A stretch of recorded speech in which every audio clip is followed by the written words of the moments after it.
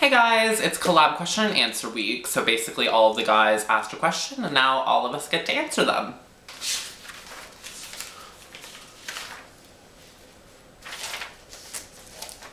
The first question is from John and he asked if we ever quit at something and then regretted it. So I'm going to assume that that's kind of along the lines of a hobby or something. The first thing that comes to mind for that question is my writing, because I do still write.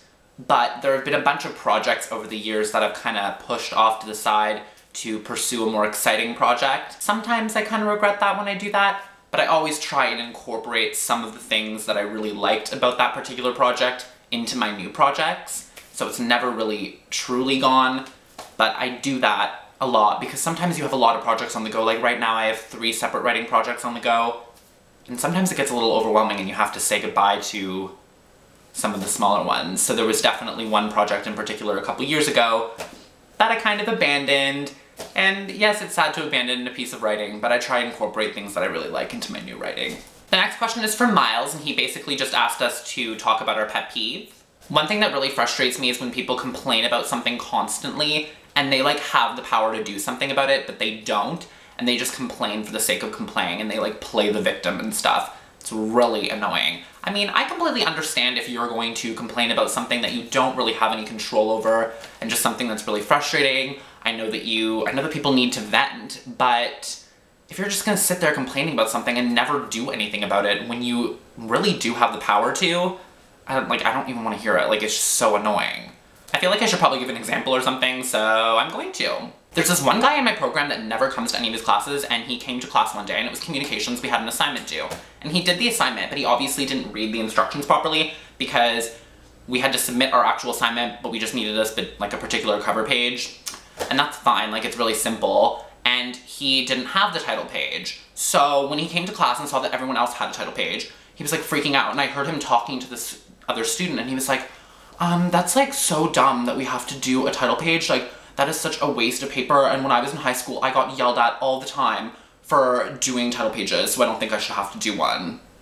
I thought that was a little dumb, and then he continued to talk to the other students and relay the same story, and he said it to multiple people, so he was just complaining and complaining and complaining to student after student after student when, like, in the amount of time that he took to tell that story over and over again, he could have walked out of the classroom, went right down the little hall and into the little lab, and wrote up a quick title page.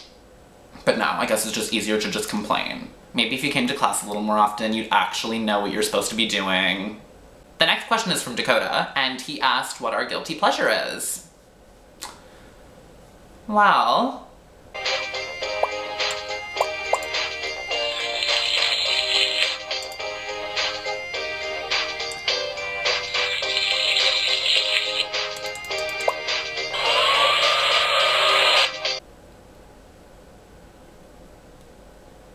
Ross asked what our most fond memory was, and the one that comes to mind for me isn't necessarily a good one, but it was kind of traumatic because I was really young. So when I was really young, my aunt was watching me while my parents were out, and I guess something came up. I don't even remember the details, it was so long ago, but my aunt needed to leave for a while, so she left, but my parents were only supposed to be like 15-20 minutes longer, so I guess she thought it wasn't a big deal if she left me for that short amount of time, so she left.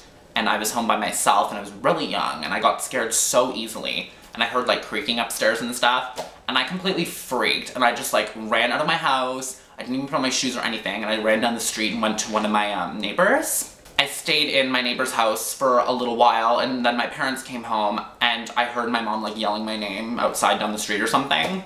So then I went outside and I went and met up with her, and she was like really freaking out, and she was so happy that she found me, because I guess she assumed the worst because I didn't have my shoes. Like, my shoes were still there, my jacket was still there, so she thought it was a really odd situation. She was freaking out, so that was kind of scary. And of course I have to answer my own question, which was name one thing you want to do before you die. I really just want to go to Sobeys before I die because it's a really good grocery store. Please film here. I actually already did that like 4 days ago. What I actually want to do before I die is travel, and I know that everybody says that, but it's so true. There's so much to see. I want to go to Europe, I want to go to Australia, I want to go to tons of places. Because honestly, if I was to live my entire life and look back on it and know that I only stayed in Ottawa, I would be so unfulfilled. Darren from A Gay Day probably knows exactly what I'm talking about. Well, those were all the questions, so it's time to end my video, and I'm actually going to go edit some videos for my personal channel. So I will see you guys next week. Bye.